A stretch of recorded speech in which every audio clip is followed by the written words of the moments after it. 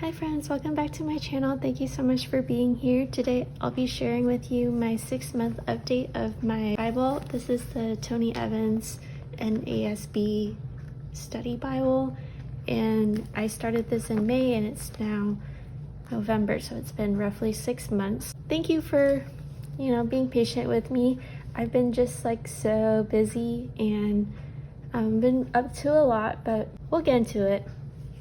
So this is what I've done in it so far.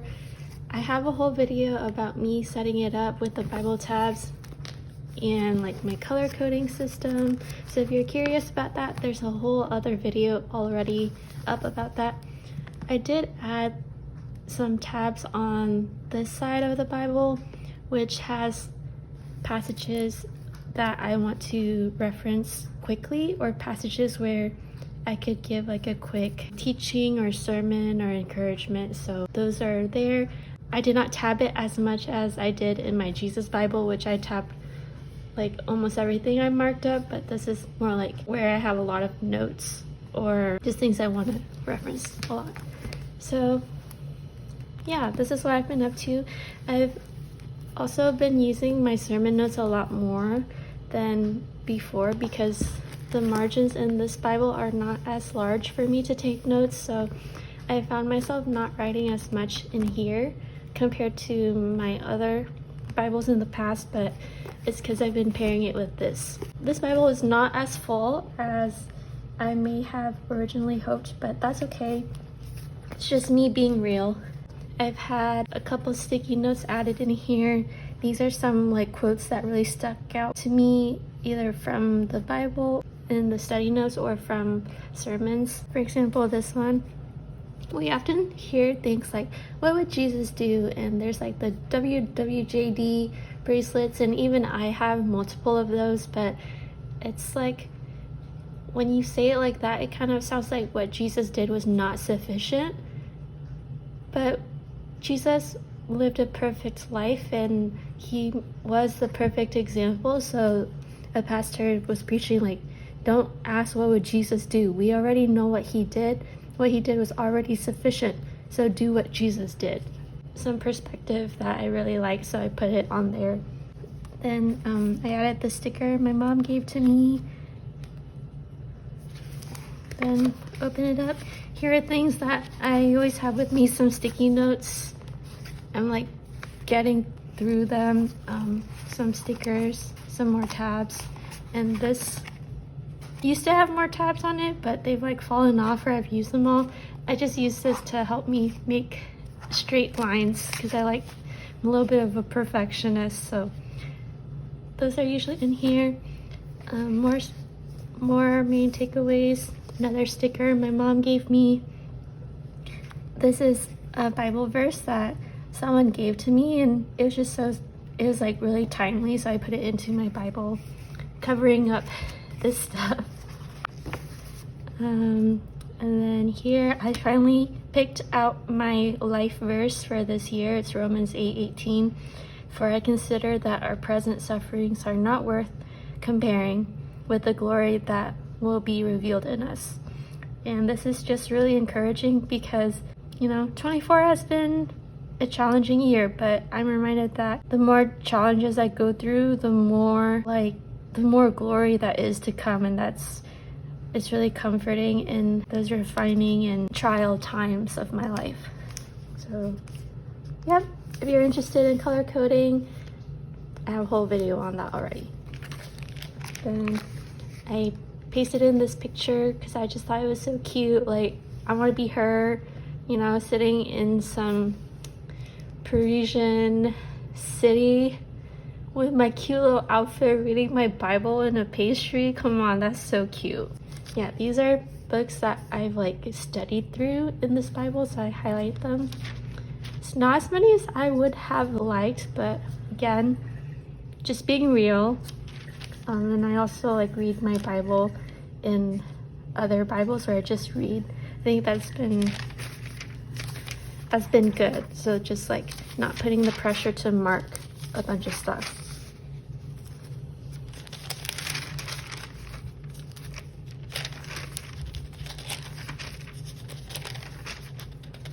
So what I've been up to lately is for the past like 4 months or so, I've been student teaching, and basically that's like my unpaid internship at a school, and I'm hanging out with middle school teaching science. It's been so fun. The kids teach me a lot.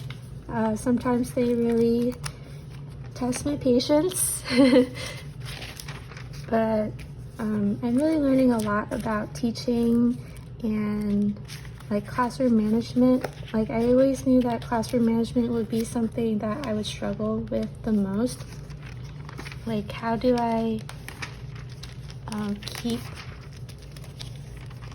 a safe learning environment, but also be kind, but also be stern, like a warm demander, if you will. Like I'm demanding kids to do things that will help them be successful in their lives, but also I'm not trying to be a dictator. That's just like not who I am.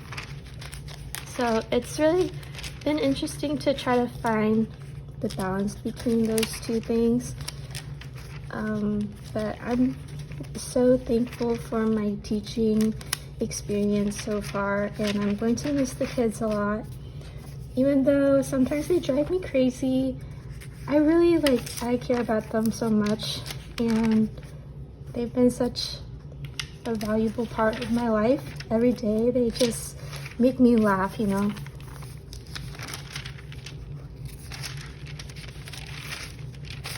Here's a tab that I tabbed about the sluggard. I just love this passage. It really calls you out. Sometimes don't be a sluggard. Go to the ant, you lazy one. Observe its ways and be wise, which having no chief officer or ruler prepares its food in the summer and gathers its provision in the harvest. How long will you lie down, you lazy one? When will you arise from your sleep, a little slumber, a little folding of the hands to rest? Then your poverty will come in like a drifter, and your need like an armed man. Wow. Look to the ants. Don't be lazy. Look at the ants and how they work, and they work in the right season so that they do not experience poverty. Then my friends and I have been going through Hosea. It's a really beautiful book, learning a lot about God's grace and love, and also how he is merciful and just. So I've been going through there. I've also been adding lessons that I learned from each book, like I did in my old Bible, which I really like.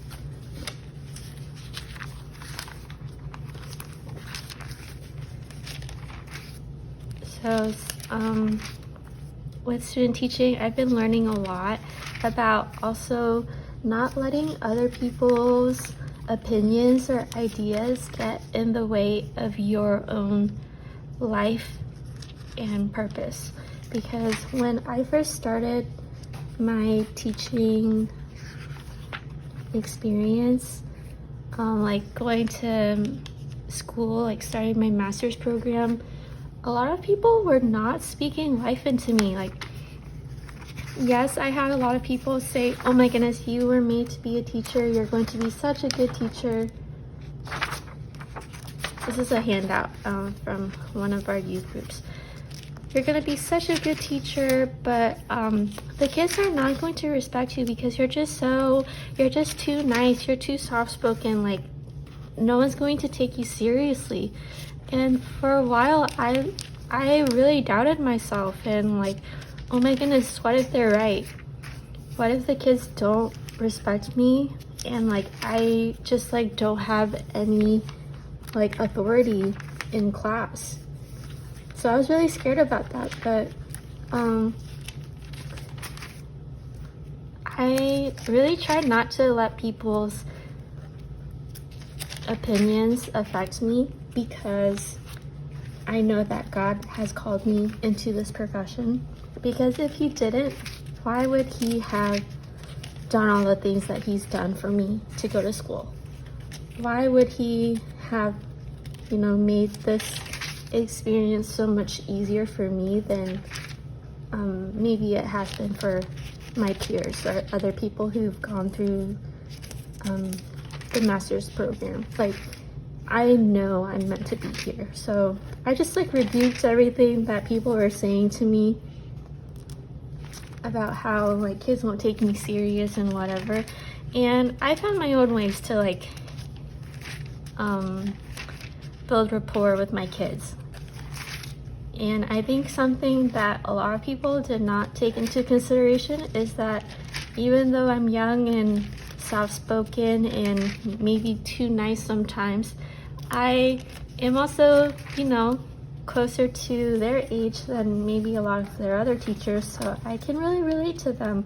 And I sometimes embarrass myself using Gen Z's, or sometimes Gen Alpha, like slang, but they love it. Like they kind of cringe, but like they look at my posters and sometimes they're like, can I take a picture of this after school?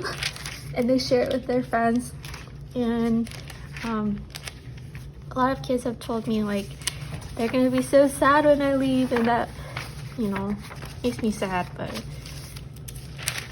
others have told me that they really want me to start working at the high school next year so I can still be their teacher. So, you know, I feel like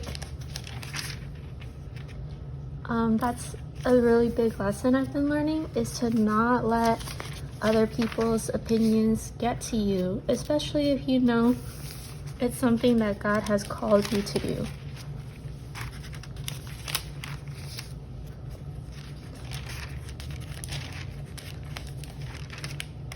I have so many fun stories with my kids, and I don't know, I'm a little bit scared to share them because I think some of them have found in my YouTube channel.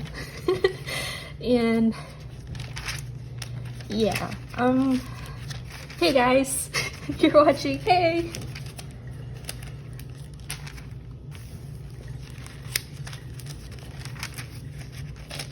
And so it's the end of November, and in the middle of December, in like 2 weeks, I'll be graduating, which is really crazy to think about. Just like, God has been so good, and he's just been with me through it all. Even when people doubted me and people spoke about me behind my back and made rumors about me behind my back, God is my witness, and he is fair, and he knows my heart, and he understands me, and that's been so comforting. So Romans 8:18 has really been speaking to me this year. Then in the very back, I have this chronological reading plan, and I haven't gotten really far. It's okay, just being real. And then back here, I have an envelope that I have some papers and images that I've printed, and I can like write some notes on the back and washi tape them in or glue them in later. So those are just options for me if I forget my notebook and I want to take some notes. And then this is a prayer that someone gave out to everyone, and this one is just like really sweet. I'm praying for you to remember that God's got your back. Now that's what I call perfect back support. And really, like what I've been sharing in this video, God really had my back, and he's really proved to me that no matter what people say, it doesn't matter, because all that matters is what God says about me, and that's what my identity should be rooted in. Not what people say behind my back, not what people think in their heads, not even what I think about myself sometimes, but God's got my back. And he says, I am loved, I am chosen, I am called, I have a purpose, I have a future that will cause me to prosper. Why should I believe in anyone else, including myself sometimes? So it's like really perfect, and God's got my back, and it's on the back of my Bible. It's just thought it was kind of clever. Haha, maybe it's not clever, but that's okay. And yeah, that's That's what I've been up to in my Bible. It's not really as full as I'd like it to be, but that's okay. It's just being real. Anyway, thank you so much for watching. I hope that you enjoyed this video. Please let me know what you've been up to and how we can all pray for one another. Thank you so much for watching. As always, remember to stay humble and be kind, and God loves you so, so much. And I love you too. Bye!